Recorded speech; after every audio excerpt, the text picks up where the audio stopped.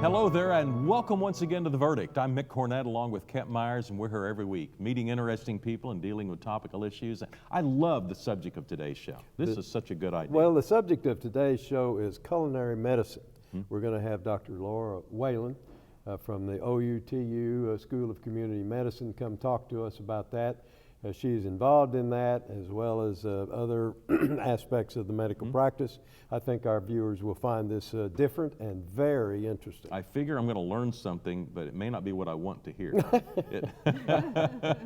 I'm thinking that, you know, a lunch at McDonald's is probably not a good medicine for your body. I suspect that's a no-no. Yeah, I'm afraid we're going to run into some trouble here. We'll be back. Dr. Lori Whelan, today's guest on The Verdict.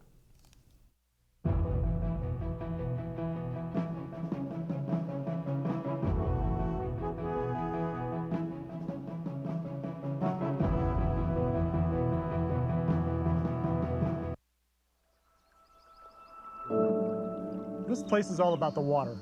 It was about the water in 1902, it's about the water today. People came from all over the country to bathe in these waters, to drink this water. I'm Bill Wright, I'm superintendent at Chickasaw National Recreation Area, and I am Chickasaw. The Chickasaw Nation recognized that statehood was coming, and the Chickasaw wanted to preserve this area, so they transferred this area back to the federal government in 1902. In 1906, it became the 7th national park in the system. To come home, to be where my roots are, to come full circle in a career, and then to be back where my heritage comes from as part of the Chickasaw Nation. It's hard to put that all in words, but it's a phenomenal time for me to be back here. See more stories about the Chickasaw people at profilesofanation.com. We want to reach out to every veteran we can in Oklahoma. There's somewhere around 340,000 veterans here in Oklahoma, and half of those are still unaware of their benefits or don't know how to go about getting them. We help guide the veterans through the VA system. It's a giant maze, and we kind of help guide them through that maze. So our job is to try to help the veterans get everything that they're legally entitled to. There's just a special place in my heart for our Vietnam veterans and our World War II veterans, as well as any veteran, and that's why I do the job.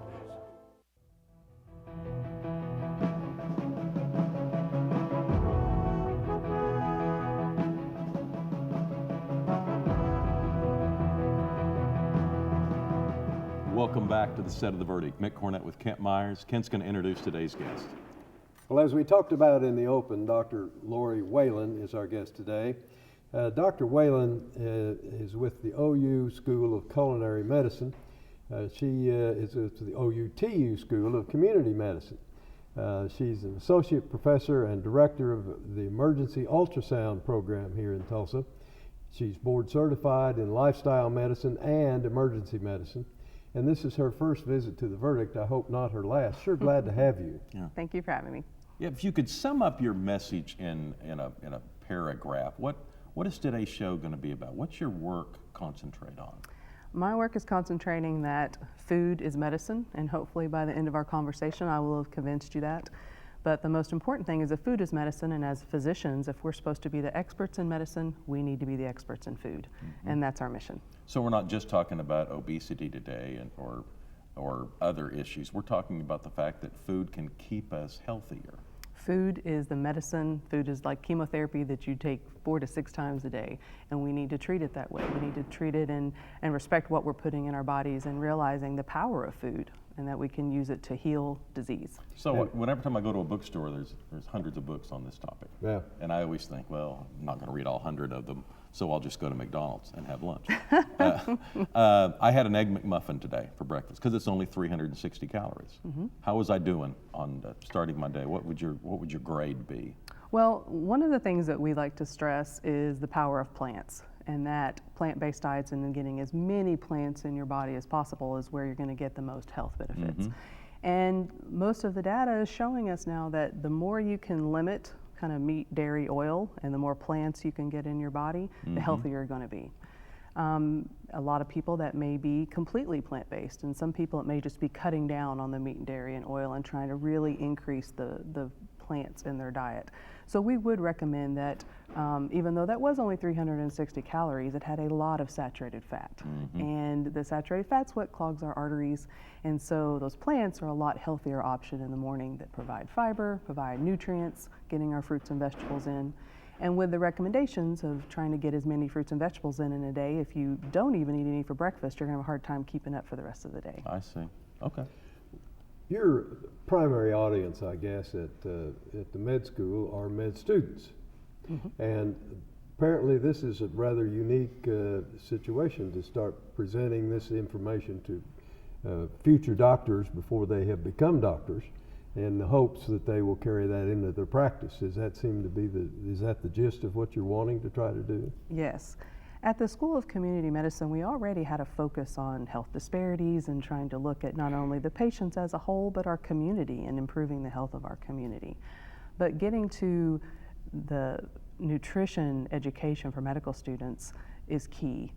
We want our future doctors to be able to treat the patient as a whole and look at these lifestyle behaviors, and not only just nutrition, but physical exercise and stress management and sleep, and educating these future doctors on how to counsel patients on those. I've been a physician for over 20 years. I didn't get any of this in medical school.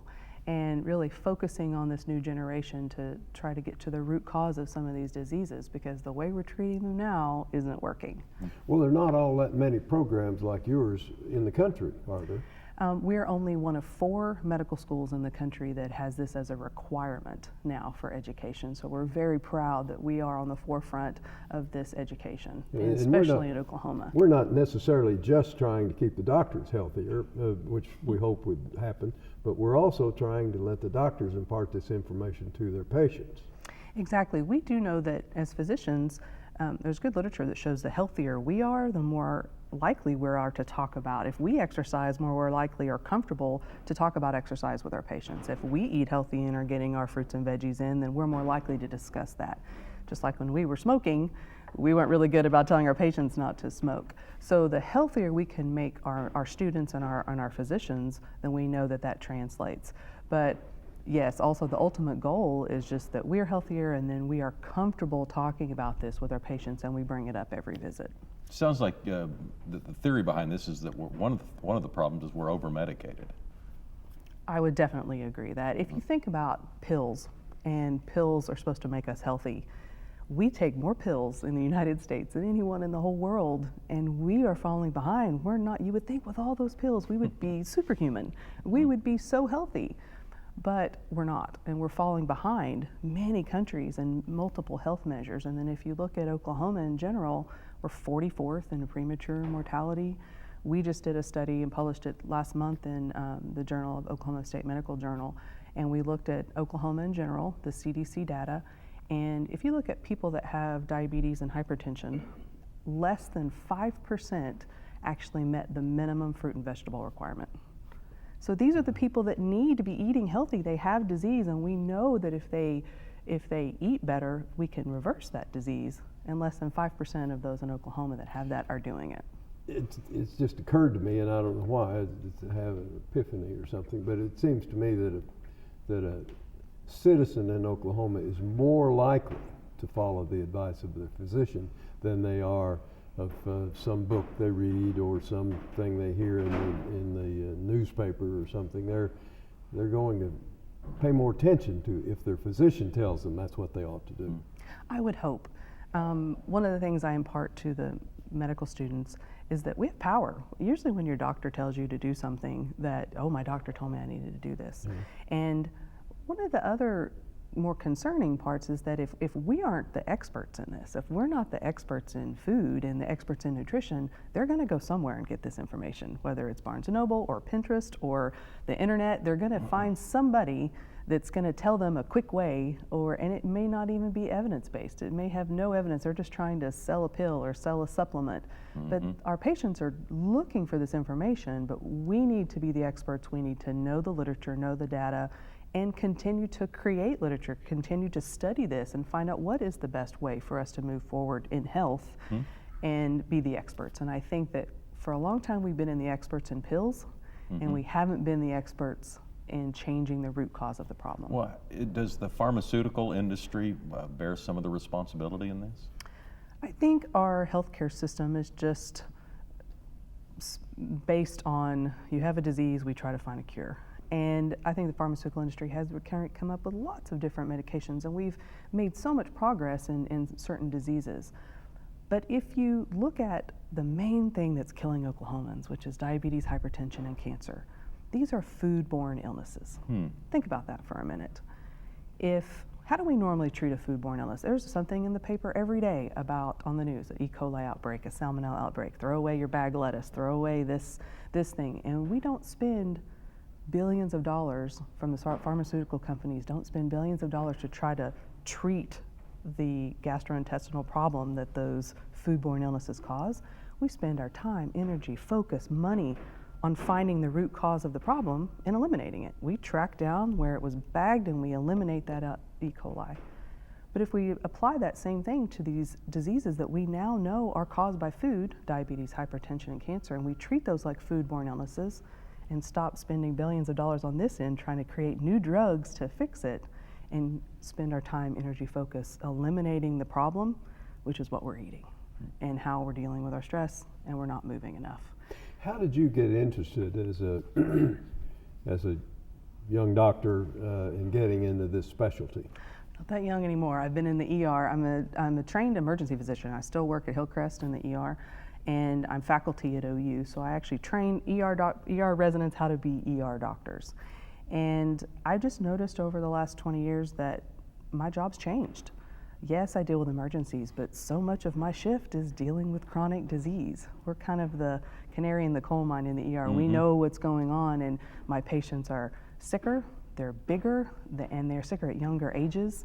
I don't go a week that I don't diagnose cancer. We are managing chronic disease in the ER, and definitely feeling the weight of that and trying to see how that's going to play out over the next 20 years, and we can't keep up.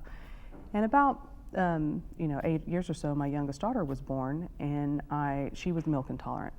And in trying to figure out how to feed her, I stumbled across a lot of this data. And I saw Forks Over Knives, which is a documentary about plant-based diets, and all of the amazing data and research out there showing that we're reversing these diseases that we were just kind of placating. I mean, if you get diabetes, we give you some medication, but we don't fix your diabetes. We just keep you alive with your diabetes. And same thing with heart disease. I was seeing patients come in, they had a heart attack, and we would save them, and we'd get them upstairs, and the cardiologist would put a stent in. And then 3 months later, they're back again with a second stent. And I'm seeing patients in the ER with 14 stents. And we're putting a Band-Aid on the problem and sending them back out to continue those behaviors that are causing the problem. We're not stopping the disease process or fixing really anything. And so this data that's out there, I was actually embarrassed that as a physician, I didn't even know it was there. I'm still on this end, and I was not in the preventative medicine world, but just realizing that this data is remarkable. It's undeniable. Reversing coronary artery disease, opening of arteries with food, completely curing diabetes with food. And I felt like everyone needed to know this. And so that's why I kind of shifted my focus a little bit and really went to the university to start this program. Dr. Lori Whelan is with the OU-Tulsa School of Community Medicine. We'll be right back.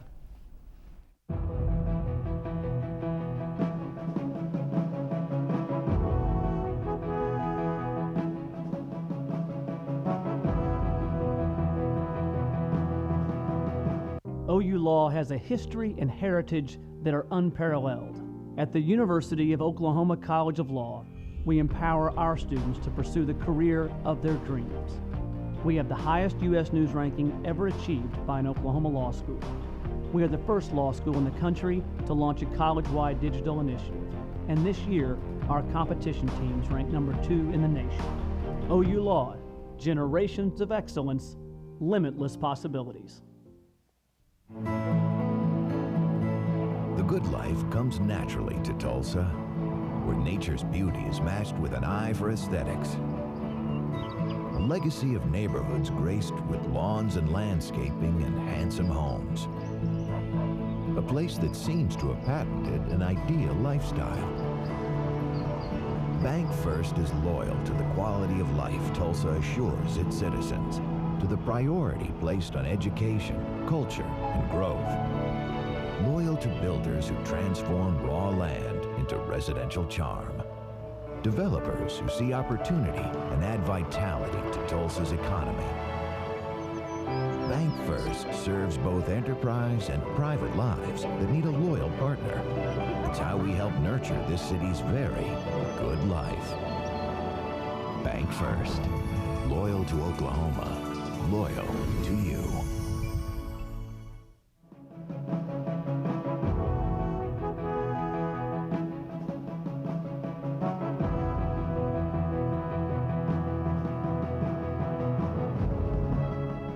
Welcome back to the set of the Verdict. Dr. Lori Whelan is our guest, and I want to hear more about the culinary medicine program. It's not a term I'm familiar with.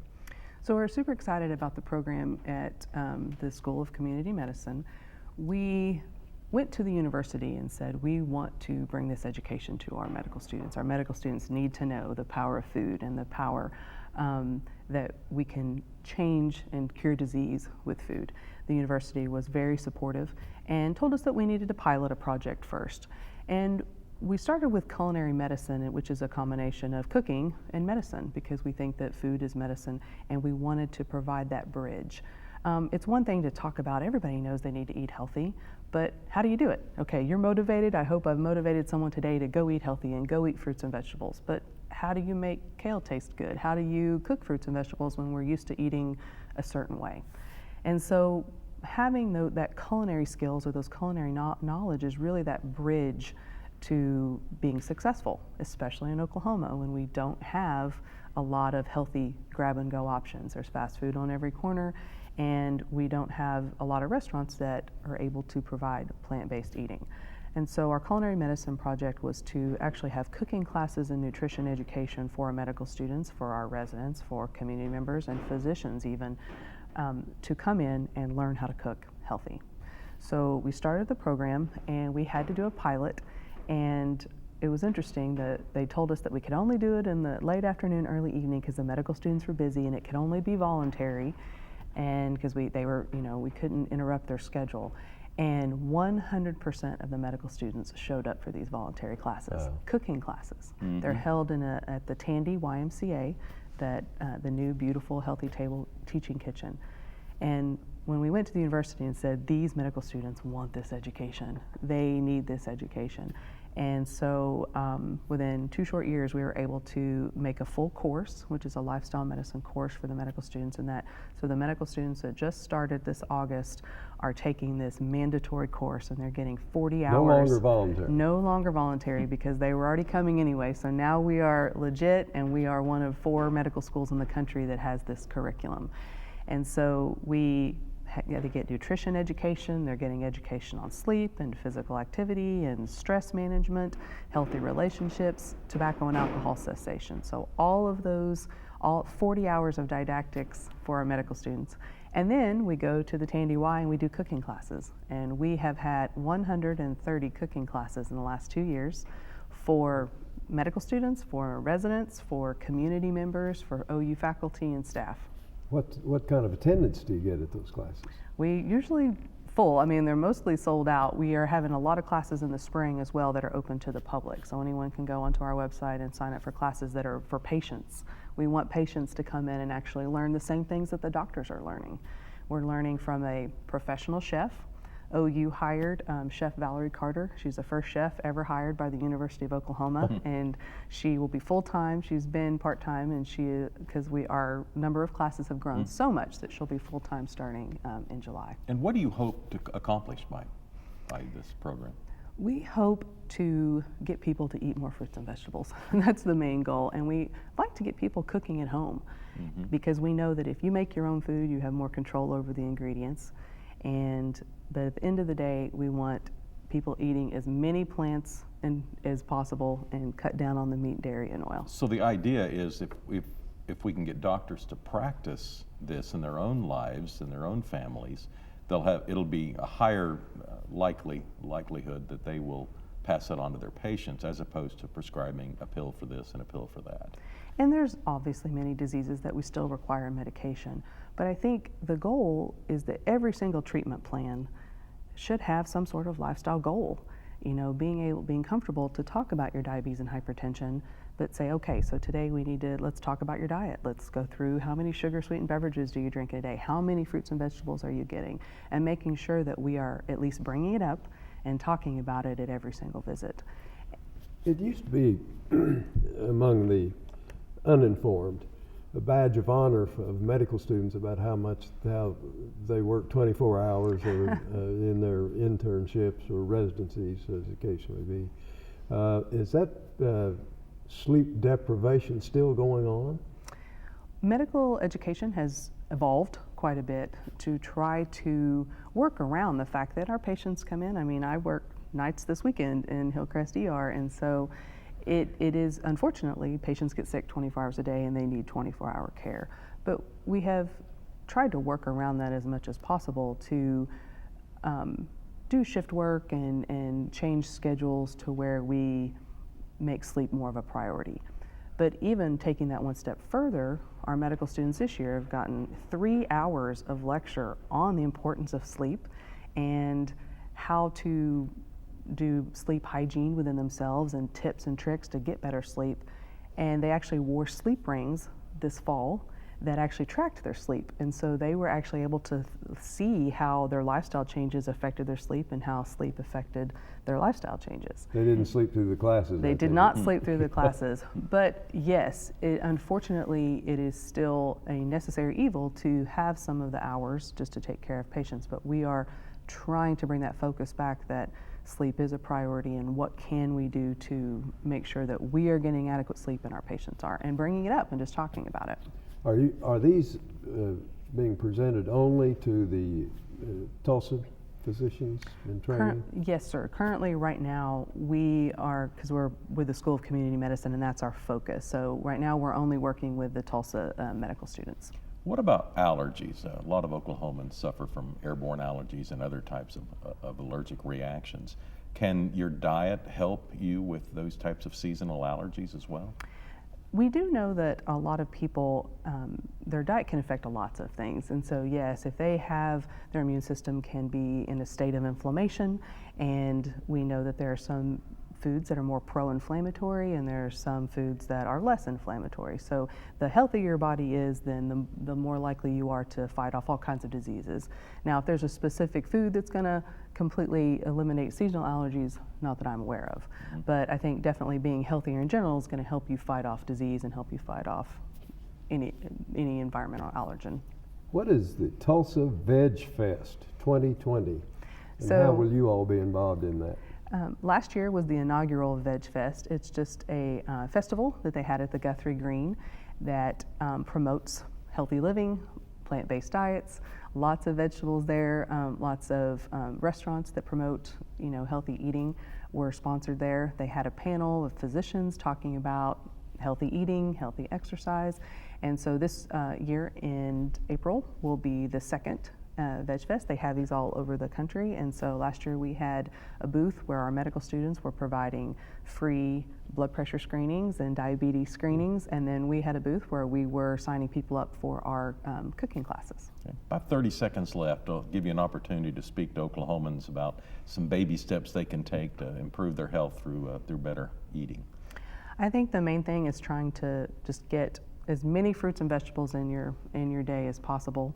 5 is the minimum, but realizing that every bite you take is either fighting disease or feeding it. So realizing that your choices that you make every day can help you be healthier, and so try to get as many plants as possible. She is Dr. Lori Whelan with the OU-Tulsa School of Community Medicine and also an ER doctor in Tulsa. Thank you for that work, by the way. I know that can be challenging, and definitely something we need. Thank you. Kent and I'll have a final word when we get back.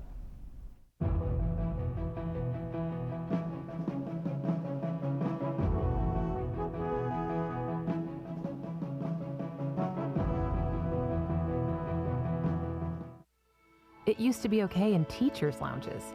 It used to be okay in maternity wards.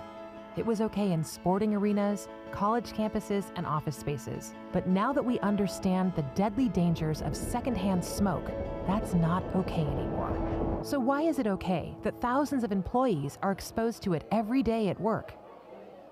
Bottom line, it's not okay. Let's protect hardworking Oklahomans.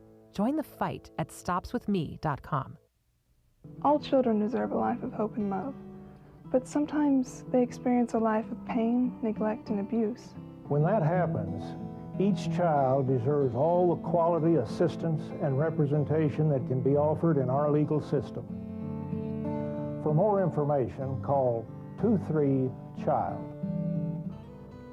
Oklahoma Lawyers for Children, helping to bring hope and love back to the lives of abused children.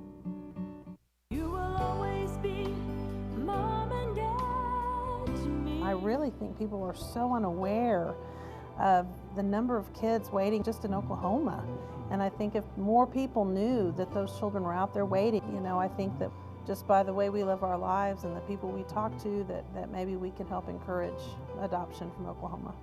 You will always be mom and dad to me. The Journal-Record is pleased to be a sponsor of The Verdict. The Journal-Record, since 1903, the best source of Oklahoma business news and legal information.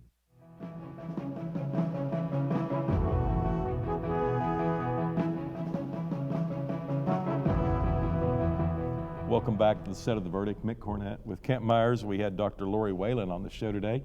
She was talking about culinary medicine and the fact that we should be training our medical school students to be better examples, so that they in turn might someday be offering fewer pharmaceuticals and to their patients. Well, and she not only was talking about what they should be doing, it's what they are doing. They are implementing a program now for 2 years, trying to get this information out to med students with the hope that when they become doctors, they will present that to their patients. She gave a good analogy. She said, years ago, doctors smoked, and it was harder for them to tell their patients not to smoke when they were doing it.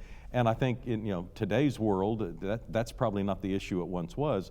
But today you might have doctors who aren't as healthy, and if they were having healthier lives and healthier eating habits, it'd be easier for them to pass it along. You can get more information from her at ou.edu/Tulsa/community_medicine. And we have a website, theverdict.tv. Tell us about a guest you'd like to see. We'll see you next week.